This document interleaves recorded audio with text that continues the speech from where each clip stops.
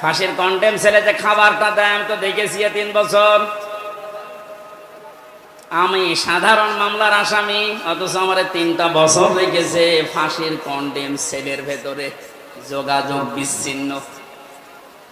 এত বড় অফিসার শুধু আমি না, মাওলানা মামুনুল হক থেকে শুরু করে যতগুলো আলেম আমরা ছিলাম, প্রত্যেকের সাথে, বিশেষ করে আমাদের এই 2 জনের সাথে বেশি, আমাদের এক জায়গায় যেতে দেয় না, একটু কথা বলতে দেয় না। কেউ যদি আমাদের কাছে আসে, কারারক্ষী দিয়ে পাহারা দেয় যে ওর কাছে যেন কেউ না যায়, আবার সিসি ক্যামেরা দিয়ে রাখে। কেন এমন কড়াকড়ি করলেন? কি হলো আপনার? মাজায় দড়ি দিয়ে, হাতে ব্যান্ডেজ লাগিয়ে, হ্যান্ডকাপ লাগিয়ে, ডান্ডা বেরি পরিয়ে যখন আদালতের সামনে দিয়ে নিয়ে যেত, মনে হচ্ছে গরু নিয়ে যাচ্ছে।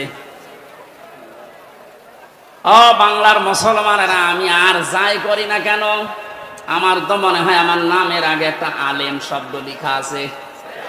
এই কথা বলছে না, এমনকি আমি একেবারে অপরিচিত না।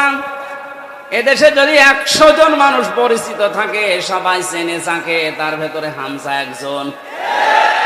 রাস্তা দিয়ে আসলে মায়ের কোলে বসে বসে হামজা হুজুর যাচ্ছে, আর মনে পেটের ভেতর থেকে শুনে আসতেছে হামজা নামে একজন আছে। ওরা জানতো না, ওরা জানার পরেও মানুষগুলো যে আচরণ করেছে, আমাকে যতই বলেন মাফ করে দেন না, আমি মাফ করব না। আমি মাফ করে দিলে আমার স্ত্রীর 3টা বছর আপনি নষ্ট করিয়েছেন, আমার 2টা মেয়ে, ছোটটা আমার এখনো পর্যন্ত চেনে না। কি দুঃখ আমার মনে। ও মনে করে যেরকম বহু হুজুরা 3 বছরে আমার বাড়িতে এসেছে দেখা করার জন্য, এইটা ওই রকমই একটা হুজুর। জেলখানা থেকে বেরিয়ে যেদিন বাড়িতে এসেছি, আমার বসু হুজুর আপনি আমাদের বাড়িতে আসেন, চলো। এখন আমাকে ডাকে না, কাছেও আসে না। আমার সাথে যা যা করেছেন, আমি চাই প্রতিটি জালেমের সাথে যেন আল্লাহ এইরকম এই দেশে করে। এগুলো যদি না করে ছেড়ে দেন, তাহলে জুলুম আবার আসবে। আর এগুলোর বিচার যদি হয়, জালেমদের এই দৌরাত্ম্য থেমে যাবে। আল্লাহ রাব্বুল আলামিন জানিয়েছেন, জালেমদের সবচাইতে ভয়ঙ্কর পরিণতি, ইন্নামাস সাবিলু আলাল্লাযীনা ইয়াযলিমুনান নাস। সূরা সূরা 25 নম্বর পারার 6 নম্বর পৃষ্ঠা 13 নম্বর লাইনের 42 নম্বর আয়াত। এটা তাফহিমুল কোরআনে আছে, ব্যাখ্যাটা আমি খুব ভালো করে দেখেছি।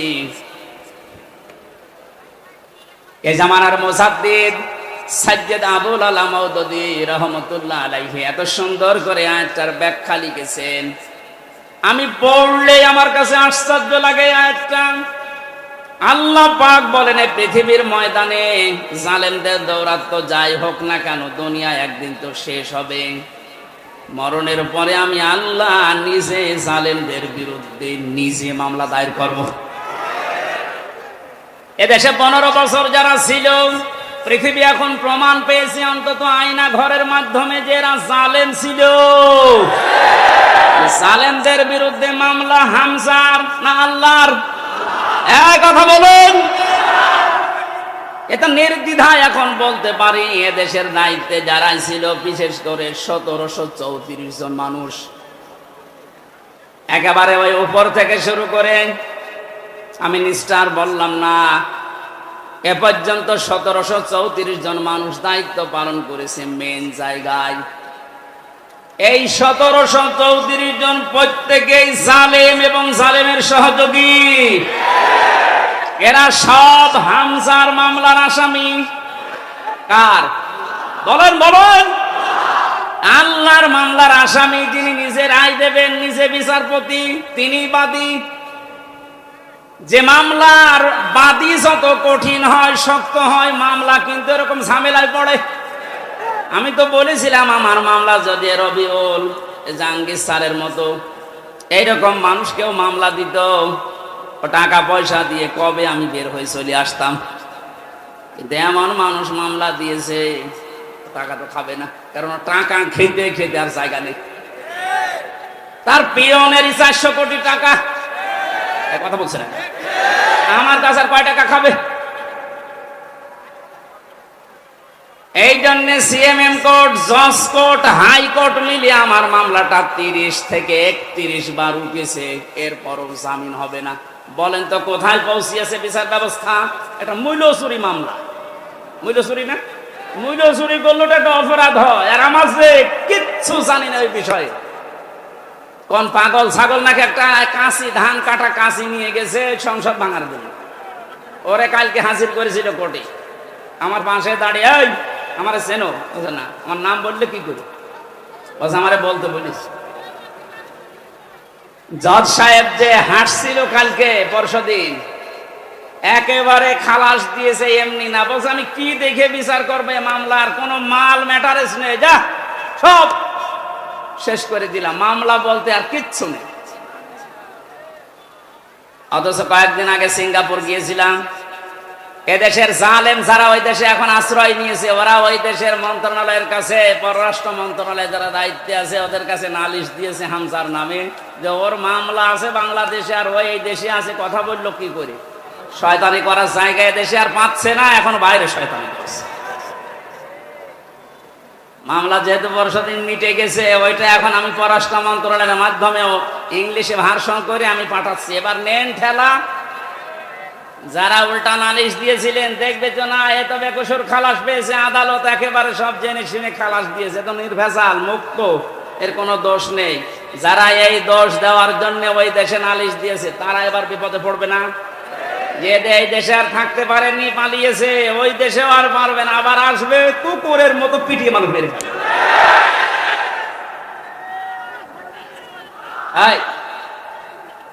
ঠিক আছে। সাতক্ষীরাবাসী এই জন্য মাসলুমের দোয়া, বরদোয়া থেকে আমাদের বেঁচে থাকা দরকার।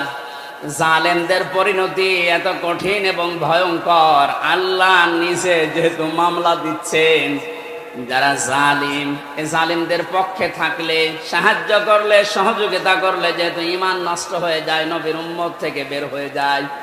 এখনো পর্যন্ত যারা এই জালেমদের পক্ষে সমর্থন জানাচ্ছেন, স্ট্যাটাস দিচ্ছেন, ভিডিও কলে কথা বলছে আপা ভয় পাবেন না, আপনি ভয় পেলে আমরা ঘাবড়িয়ে যাই। কত বড় শয়তান!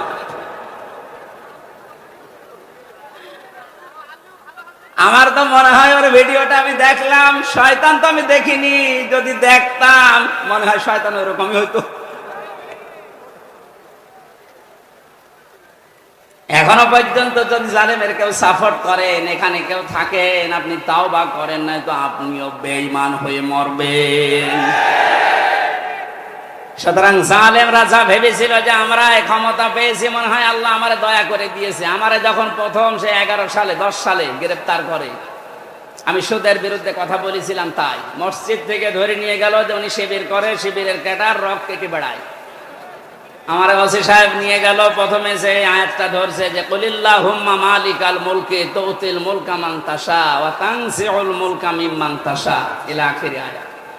উনি টেবিলের নিচে এভাবে খাতা রেখে বাংলায় লিখে নিয়েছে, আমারে সামনে বসিয়ে বলছে হুজুর এই আয়াতটার বাংলা বলেন তো। ঠিক আছে বলছি। আল্লাহ পাক বলেন যাকে ইচ্ছা আমি ক্ষমতা দেই, যাকে ইচ্ছা ক্ষমতা থেকে নামিয়ে দেই।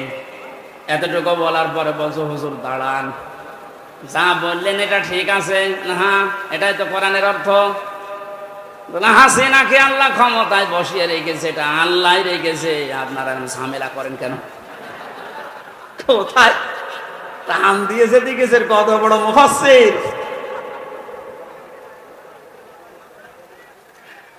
সূরা আলে ইমরানের 178 নম্বর আয়াতটা গত কয়েকদিন আগে আমি তাফসীর সব পড়তে গিয়ে দেখি ওই ওসির কথার পুরা উল্টা। আল্লাহ বলেন কাফের জালেম এদেরকে আমি ক্ষমতার চেয়ারে বসিয়ে রাখি যেন ওদের পাপের মারটা পরিপূর্ণ হয়ে যায়। পাপ যখন একেবারে পরিপূর্ণ হয়ে যায়, তখন আর ভালো হওয়ার নিয়ত থাকলে ওরে আমি আর সুযোগ দেই না, যেমন ফেরাউনকে দেইনি। তখন আমি কি করি? ওদের জন্য যন্ত্রণাদায়ক এবং অপমানজনক একটা শাস্তির ব্যবস্থা করি। আমার মনে হচ্ছে পৃথিবীতে আল্লাহ যদি কিছু নাও দেখায়, ইনুর সাথে যা দেখাইলো আমার জীবন ধন্য হয়ে গেছে। এই শয়তান আমার এমপি থাকাকালীন কুষ্টিয়ায় ঢুকতে দিত না, তো শিবির করে ও ঢুকতে পারবে না। এই যে হানিফ আমার চাচা, নিজের চাচা আমার দাওয়াত দিয়েছে খাওয়ার জন্য, যদিও সে আওয়ামী লীগের চেয়ারম্যান। আমি খাবার খেতে গেছি, ওপর থেকে ওরে কল দিয়েছে, হামসাকে কেন আনলেন? বলো আমার ভাইয়ের ছেলে ভাতিজা, ওরে ডাক দেবো না। বলে না, আওয়ামী লীগ করলে কোনো শিবির জামাতের লোককে বাড়িতে খাওয়ানো যাবে না। আপনি কোথায় পৌঁছিয়েছিলেন? আপনার এই কারণেই তো আল্লাহ এত নিচে নামিয়েছে। এখন কুষ্টিয়ার বর্তমান যে অবস্থা, কান খাড়া করে শোনেন, খুলনার বিভাগের মানুষেরা, কুষ্টিয়া আমাদের শেষ জেলা, এই বিভাগের যা করেছে আমি যতটুকু দেখতে পাচ্ছি এখন কুষ্টিয়ায়, এই যে দুইজনের নাম বললাম, এরা যদি একা একা বের হতে চায়, মানুষ পিটিয়ে মেরে ফেলবে। পুলিশ নিয়ে বের হয়েছিল আদালতে, তাও মানুষ ডিম নিয়েছে, লাথি দিয়েছে।